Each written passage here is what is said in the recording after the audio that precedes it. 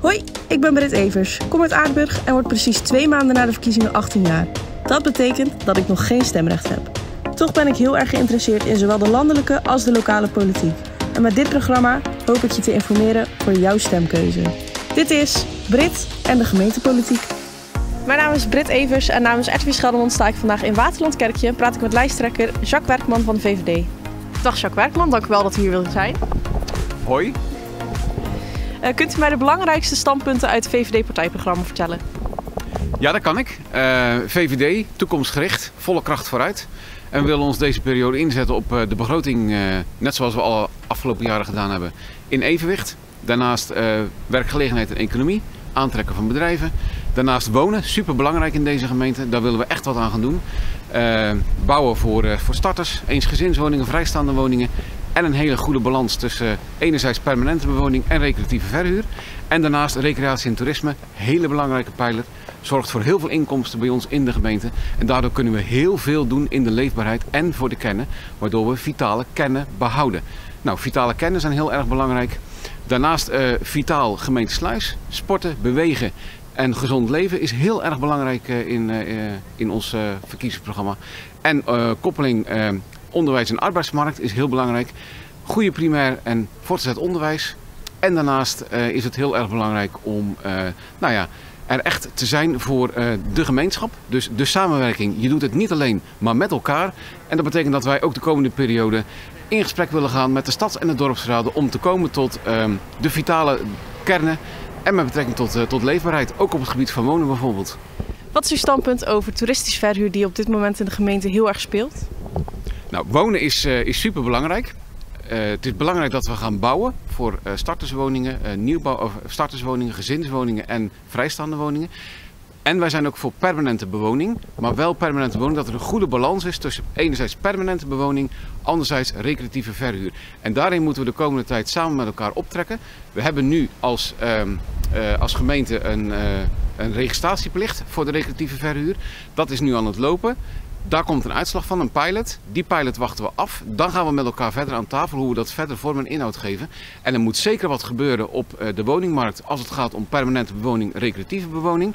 Maar dat moet je wel met elkaar doen, wat ik net al zei. Dat moet je met de samenleving doen. Dus wij willen ook in gesprek met de stads- en dorpsraden om gezamenlijk te zoeken naar een oplossing. En dat is niet eenvoudig, want iets wat je al die jaren hebt toegestaan, kun je niet vanaf het een op het andere moment zeggen van en nu doen we het niet meer. Je zal daar iets op moeten bedenken, een stuk voor moeten maken om te kijken van wat is er nou precies nodig om ervoor te zorgen dat er een goede balans komt.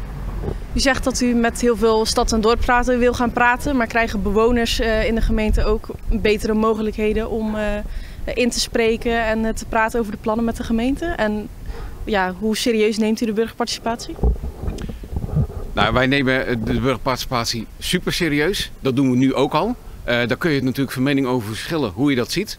Nu betrekken wij ook stads- en dorpsraden erbij. Dat gaan we straks ook doen.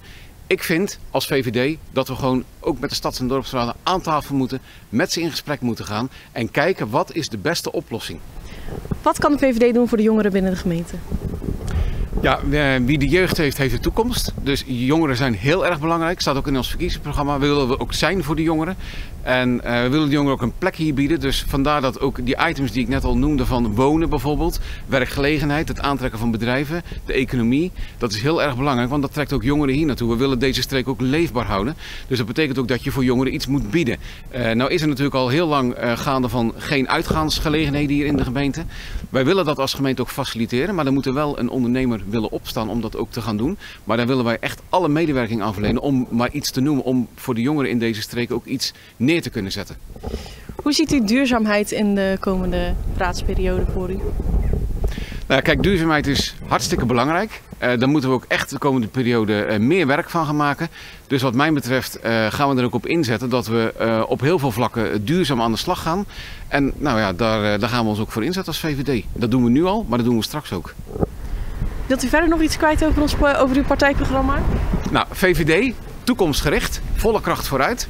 En de VVD Sluis wil samen werken aan lokale oplossingen. We zijn een landelijke partij, maar ook lokaal. Maar dat betekent wel dat we landelijke contacten hebben, waardoor we door die landelijke contacten ook daadwerkelijk hier zaken kunnen realiseren. En dat is hartstikke mooi, dat we die verbinding hebben. Dus we hebben een groot netwerk. Denk bijvoorbeeld aan het voortgezet onderwijs, waar nog heel veel te doen staat de komende tijd. Daar kunnen we echt onze landelijke contacten die we hebben goed voor gebruiken voor de inzet van het VO in Zeeuws-Vlaanderen. Laatste vraag. Hoeveel zetels denkt u te halen deze verkiezingen?